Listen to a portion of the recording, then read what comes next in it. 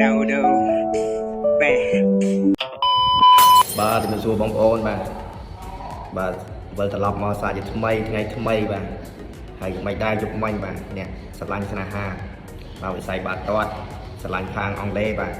មានអាណាបុកពោះអត់ចាំមើលលទ្ធផលបាទរហូតដល់នាទីចិត្តជាងគឺអង់គ្លេសបាទសាងកិត្តិយសឲ្យវិញបាទហើយមានអាណាដេកយំបាទបិទទូរស័ព្ទដេកយំមុនបាទប៉ុន្តែអត់អីទេបាទចប់ម៉ោងទៅគឺអង់គ្លេសបាទស្ដារកិត្តិយសឲ្យវិញបាទហើយបងប្អូនមួយចំនួនប្រហែលជាមិនសៀងទេបាទបានសុបមកវិញហើយបាទបានកាហ្វេបានកាទៀវពេលព្រឹកហ្នឹងបាទហើយណាបានកាហ្វេបានកាទៀវព្រឹកនេះបាទខមមិនប្រាប់ផង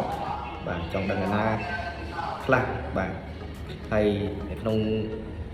យប់នេះបាទម៉ោង2បាទគឺបងប្អូនណាស្នេហាអេស្ប៉ាញបាទអេស្ប៉ាញក៏ជួបនៅវគ្គដើម្បីឡើងទៅវគ្គ32ក្រុមបាទគឺនៅម៉ោង2នេះបងប្អូនណាស្រឡាញ់អេស្ប៉ាញហើយជួយខមមិនក្របបាល់ផងតើអេស្ប៉ាញបាទ